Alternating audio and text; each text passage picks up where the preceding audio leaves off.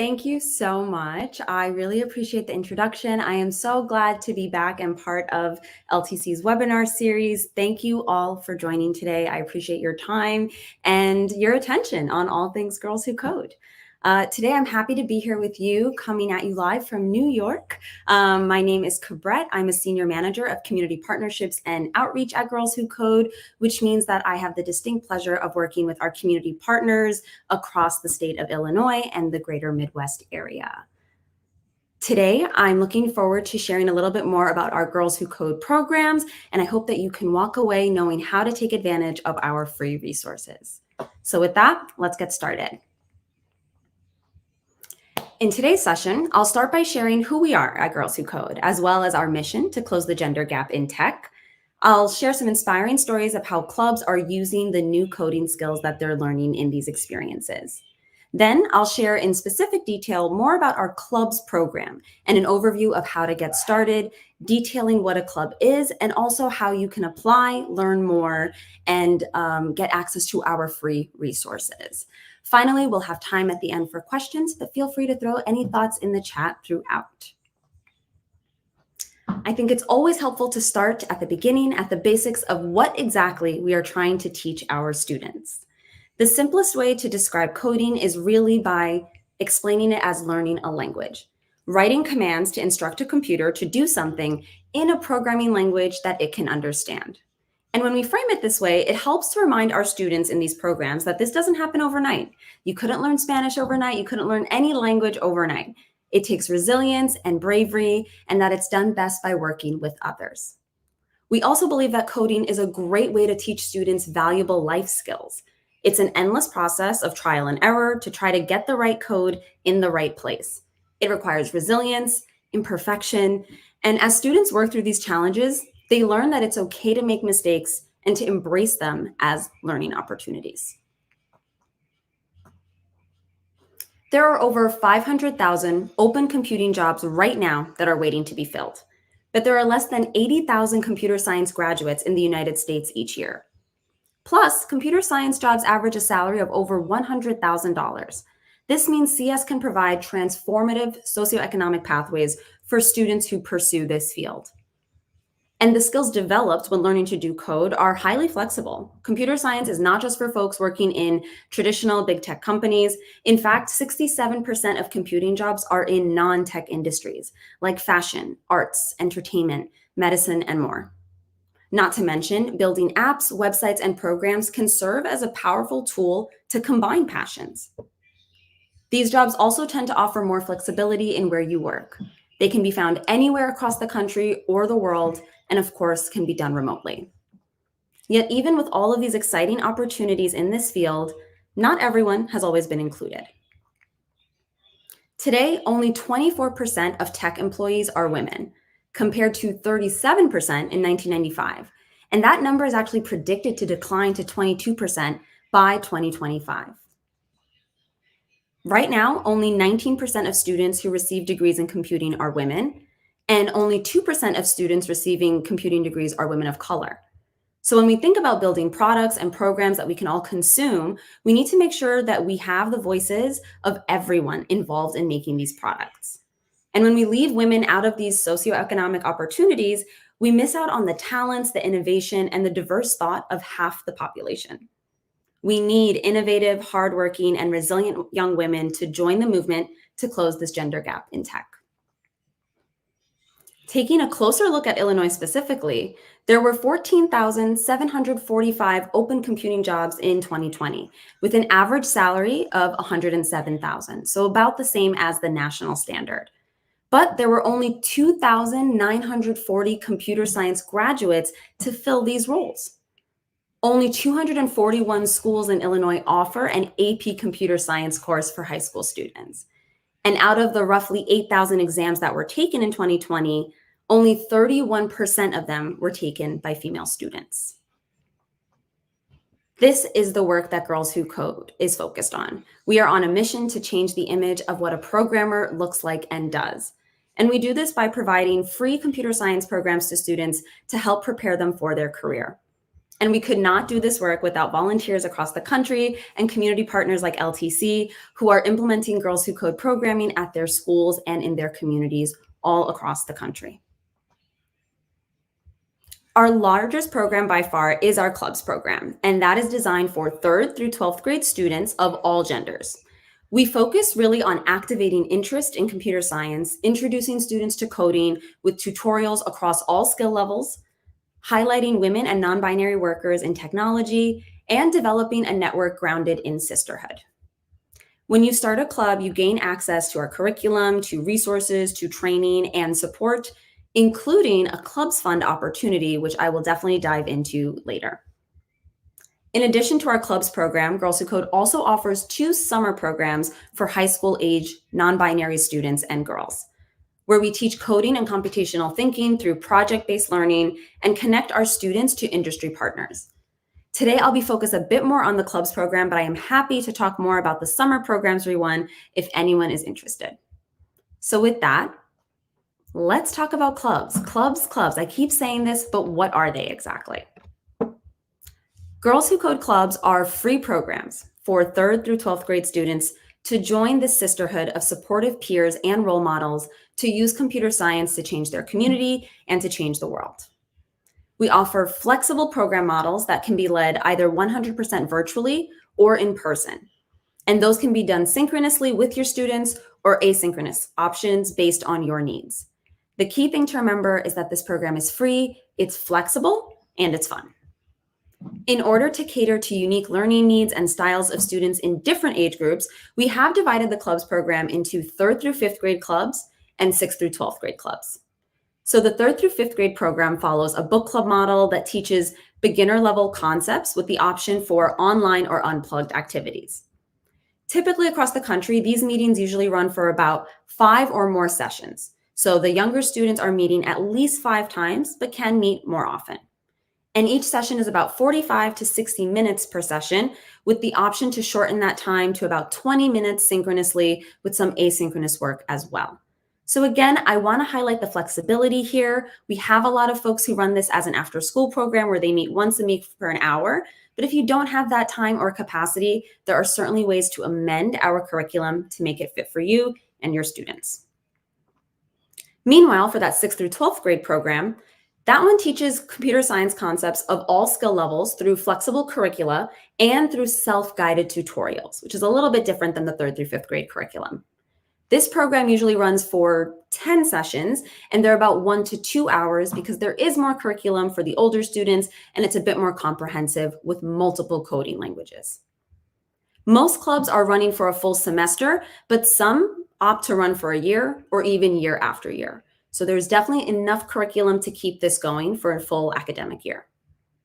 And for the hybrid option, you do have the option to do 30 to 40 minutes synchronously and assign the rest for your club members to do independently, especially since they're older and used to taking home homework to do. Most importantly, the clubs program is designed so that anyone can start a club. So that means that you, as the volunteer who is opting to start a club at your site or your community or your school, do not need to have any computer science experience, and neither do your students.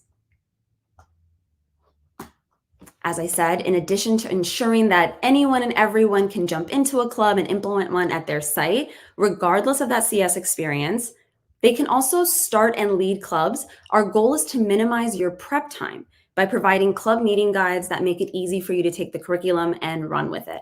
So flexibility is key here because we designed the curriculum so that someone who has 30 minutes can opt to do this, someone who has 60 minutes, someone who's doing this during the school day, someone who's doing it after school, a parent who's doing this with students in their neighborhood versus an educator who's doing this at a school. Really, anyone and everyone can get started.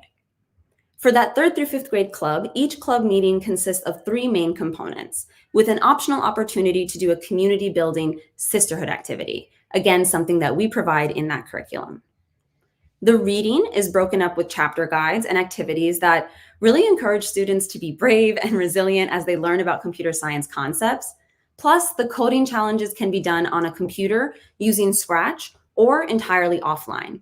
Again, for the younger students, I want to stress the flexibility that this can be unplugged, and it doesn't have to be something where each 3rd through 5th grade student has a laptop or computer.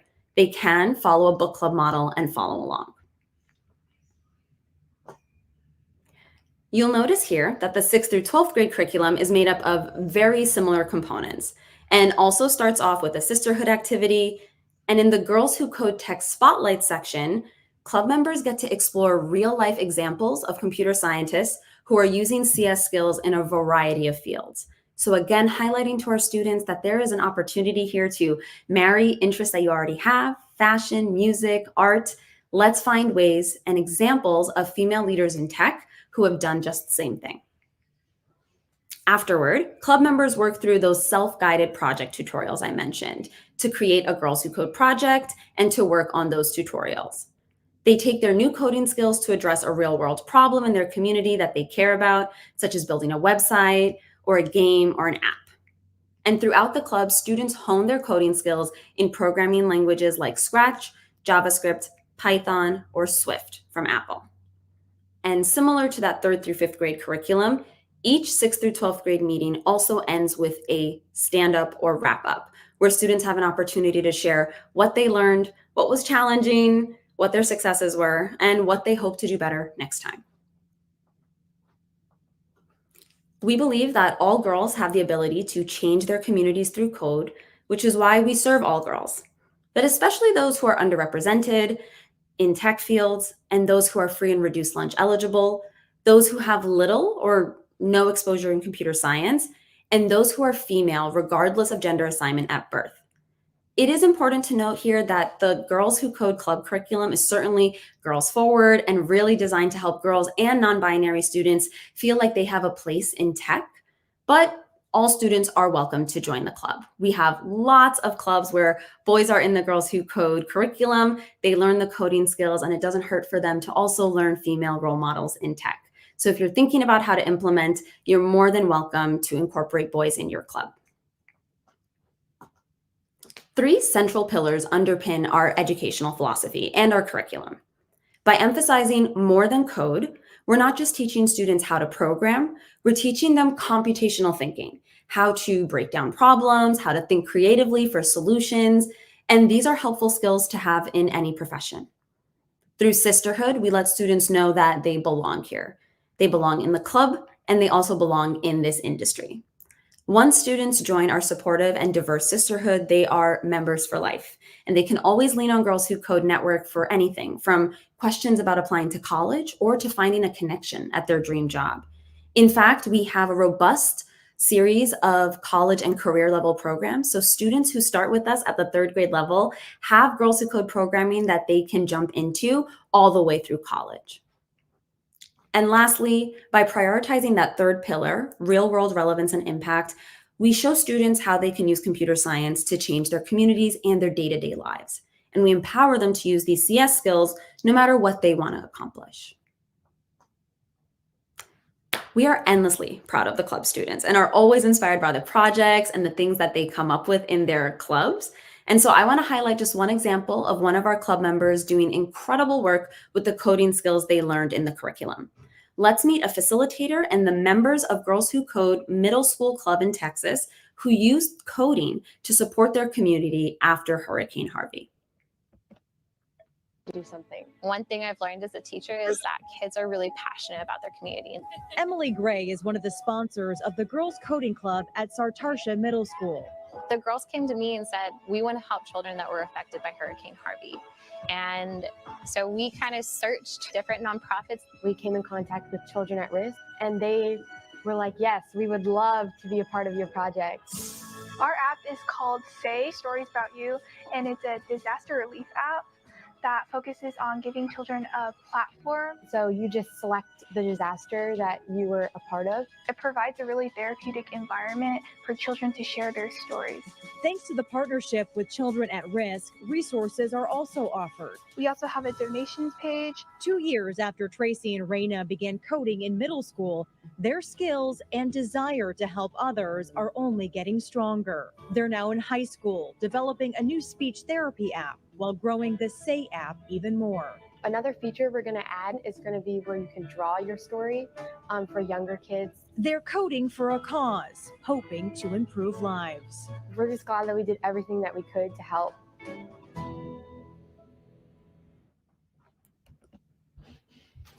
That club is so inspiring. Hearing how students are using the coding skills they're learning in these clubs to solve real life problems is always really inspiring. And I think a testament to the fact that students are interested in coding. They just need exposure and they just need guidance on how to learn more.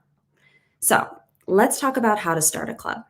To start a club, all you need is a space in a nonprofit to host the club, like a school, a library, or community center, or the capacity to host your club virtually through Google Classroom, Zoom, or any other virtual conferencing platform. Technology and internet connection are required for each club member for the 6th through 12th grade club level, but they're optional for 3rd through 5th grade clubs. Again, younger students can opt to do a book club model and just follow along with books in hand. Our curriculum is compatible with PCs, Macs, and Chromebooks. iPads are also an option, but they can be used for our beginner self-guided tutorials in the coding language Swift. Finally, every club needs a facilitator. Now, a facilitator is a volunteer who guides club members through the curriculum. They must be 18 or older and pass a background check if they are not an employee of the club host site. If a teacher is applying to start a club, they won't need to go through that process because they're already employed by their school. Most importantly, facilitators do not need to have any computer science or technical experience to facilitate a club due to the resources and support we provide. I really want to stress this because I know that can often feel hesitancy around getting started and volunteering to teach students something that you don't feel like you have a lot of experience in yourself. But the curriculum is truly designed for any adult who wants to take this on to guide their students through the curriculum. And you have an endless suite of resources and folks at Girls Who Code who you can reach out to for support. So what exactly does it mean to be a facilitator? Think of a facilitator as a part teacher, part role model, and part project manager. In fact, we always say that the folks who don't have any CS experience or coding experience are the ones really leading by example and teaching the students how to be brave, how to take on challenges, and how to try something new alongside their students. You're there to help your club members progress in their coding journey, and you'll be their biggest advocate along the way. And the students in your club will look to you to model that safe, fun environment where they're free to take on new challenges, make mistakes, get comfortable with failure, and explore their interests. A computer science background, like I said, is not required. And in fact, we hear a lot of feedback from facilitators who say this is a cool way for them to develop their own coding skills while also teaching their students as well. Clubs frequently operate with one facilitator leading the curriculum. However, this is not the only option. You can also have clubs with more than one facilitator or clubs where the facilitator acts in more of an advisory capacity and the club is actually run by members or older students. I find that for the 6th through 12th grade programs, we have a lot of facilitators who have students who are either more advanced and have more coding skills supporting the newer students or the younger students in the club, depending on how you've set up your club at a middle or high school, to help them gain a little bit of leadership opportunity and be role models for the other students in their club.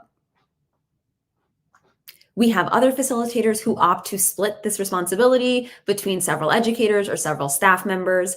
You can also opt to run this club once a week, twice a week, once every 2 weeks, once a month. So facilitation is certainly something that can be divided between a few folks and certainly not something where one teacher or one staff member has to run this on their own. They can all access the curriculum and everything they need for the club. And again, no matter the circumstances of your specific community or the students you might have in mind for something like this, we're here to help you with a suite of resources and benefits to support not only logistics, but also community building. You'll see some of our most popular resources listed here, including our flexible meeting guides, student recruitment toolkits, and swag benefits. In particular, though, I want to highlight two of our most impactful benefits. The first is a $300 club fund, and the second is a regional retention specialist team. Our popular club fund is really helpful for clubs that are just getting started. Any club with 3 or more members enrolled on HQ will qualify for $300 of an Amazon wishlist fulfillment. This means that as soon as you have at least 3 members in your club is eligible to receive a $300 club fund.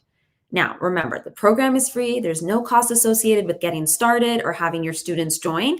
And in addition to that, we provide this fund to help you purchase anything you need to make the club experience more enjoyable, more impactful. Now, I can tell you from feedback I've heard from facilitators, a lot of them opt to buy snacks, and that is a fantastic way to use this club fund. Why not keep your students focused and fed and really excited to come back to each meeting? You can also use the club fund to buy hardware, books, any other materials that you think would help the club experience.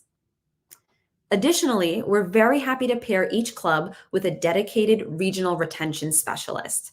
This is someone that you can lean on to answer questions, provide live support, including orientations of HQ, that's our online learning platform where the curriculum is housed, and they can help do curriculum walkthroughs before you get started so you can feel totally comfortable before you lead your first club session. As an added bonus, we give all clubs free swag. I cannot tell you how exciting it is for students to be wearing the same Girls Who Code t-shirt and feeling like a real team when they are in this club. And once you've enrolled your club members on HQ, the online virtual platform, then each member is eligible to receive a free Girls Who Code swag pack, which includes t-shirts, notebooks, and stickers. And for our partner affiliated clubs, so that means any club started by anyone attending this webinar, will also give a tote bag available to all your club members as part of the benefit of being a community partner club because of our community partnership with LTC.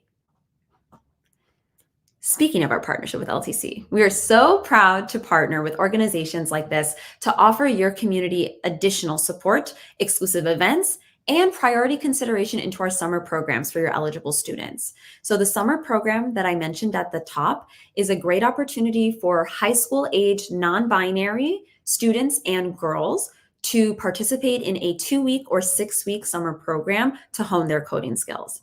Now, because of our community partnership, any students who are part of your network who apply for that summer program will have a priority consideration into that program. So even if they're not a club student, even if they're just a student in your network, as long as they indicate their affiliation with you on the application, they have a leg up to being able to join us over the summer. And that's just one of the partnership benefits. In addition to that, I'm obviously here as your dedicated partnership manager. I'm here to help you launch clubs. I'm here to help you support clubs that have already started. And I'm here to answer any questions that you have about how to grow your network and how to use the curriculum with students across your network. So rest assured, you have a ton of support from Girls Who Code if you want to go ahead and get started. Finally, I want to say that I know this time of year can be busy and it can feel like it's not a great time to start something new, but I want to emphasize that it's actually a pretty opportune time to at least complete the club application. Next week, Girls Who Code is hosting our series of CS Ed Week workshops for club students and new students. So if you were to complete the club application today, you can invite students to next week's workshops. Even if you don't plan to start your club or hosting club sessions until the new year, CS Ed Week is a great opportunity to help students just get their feet wet if they're beginners or if they're more advanced. We have a ton of workshops for students to join over the next week. So I do recommend completing the club application today, even if you know you're not going to get started right away. There's no requirement to get started right away. So feel free to complete the club application, and then you will be able to invite your students to those CS Ed Week meetings next week. In addition to that, there's also another great reason to get started right now. We are running a raffle for all of our Illinois partner clubs through December 8th. So that means if you submit the club application between now and December 8th for a 6th through 12th grade club specifically, so a middle and high school club, you will be entered in a raffle to win a Makey Makey kit. Makey Makey kits are very popular hardware kits that are so fun to do with your club students. And this is a fun way to be entered to win something that you could have bought through your club fund, but now you would just get as a fun raffle bonus. So if you're even thinking about getting started with a 6th through 12th grade club, I really, really recommend applying between now and December 8th so you are entered in that raffle to win. Now, let's talk about how to get started and how to access free curriculums and activities. If you have any questions, this is a perfect time to throw them in the chat. Next steps include, if If you want a copy of this slide deck, please go to that bit.ly link at the top, and I'm happy to send you a copy of these slides. I know that that could be useful to help forward to your network and to let them know about this club opportunity if you don't think you would get started, but you know someone in your network who might. If you are convinced and already ready to get started and start a club, you can go to the application link there. It is a very brief application, should take about 5 to 10 minutes, and really is just asking about you, your network, who is running the club, and where this club will be hosted. You'll also be asked about your community partner affiliation. So there is a question on the application that asks if you are affiliated with any of the Girls Who Code community partners, and that is your chance to say, yes, I am affiliated with Learning Technology Center of Illinois. And that's how we'll know how many clubs are getting started as a part of this partnership, but also how you will be eligible to receive that Makey kit and be entered into that raffle. So do remember to affiliate on the application. If for any reason you forget or you're having a problem doing that, you can always email me after you submit your application, and I will make sure to link your club to this partnership. Lastly, if you are like, I have questions, I want to talk more, I need to understand a bit more, or you'd like to have a separate meeting or another webinar to talk about clubs, I am more than happy to do that. Please email me at my email address on the screen, and I can get you started with launching 1 to multiple clubs and thinking through how you'd like to implement this curriculum in a little bit more depth. So with that, I want to say thank you so much for attending this session and thinking about taking on a Girls Who Code club. I am more than happy to answer any questions, talk through the application, or share more about okay, it looks like that slide deck link goes to a form. Yes, so that form is asking you to complete so that you will be emailed the slide deck afterwards. So we're just asking for your email in order to send you the slide deck, but that is the right form. It should be a form that you're headed to. I appreciate the opportunity, Matt. And I do see a question in the chat from Molly about sharing what a typical club lesson looks like. So I can say that if we look back at the overview slides, let me just go back. I think we were here. So this is an example of what a typical club session looks like. Of course, this slide is focused on that 6th through 12th grade club program. And so each component here is detailed in our larger curriculum, which you will get access to once you complete the application. If you complete the application, you should get access to the full curriculum, including all of these components, within 2 to 3 business days. And so when we say welcome activities, sisterhood activities, Girls Who Code tech spotlights, you will be able to see all of these materials as prepared lesson plans on the HQ platform. You just have to create an account, which you will be prompted to do when you complete the club application, and then you'll get access to all of these materials. So I can't dive into the actual curriculum, but you would get access to that right after you submitted the application. And all of these activities and lesson plans are designed to be flexible and something that you can implement or adapt as needed. If you are not sure and you're not ready to start the club application, you're not sure when you would get this started, that's totally fine. You can also just create an account on hq.girlswhocode.com. And if you go there and create an account, you'll be able to see a preview of the curriculum. So you'll be able to see maybe about an hour's worth of content, so you can get a sense of what the lesson plans look like and if it's something that feels good for you. So if you want to take one step to take a look at the curriculum before you complete the application, you can just create an account on clubs.hq.girlswhocode.com, and you'll be able to see a preview. I hope that's helpful, Molly. Thank you very, very much, Brett, for sharing these ideas with us. I hope we get a lot of folks who sign up between now and gosh, next week to be a part of that raffle. Yes, same. That is my hope too, that this network can really take advantage of that. Like I said, please feel free to think of this as the beginning of a much longer conversation. And if you have any questions, email me and I'm happy to talk to you individually about how to get started. Thank you all for your time this afternoon. I appreciate it.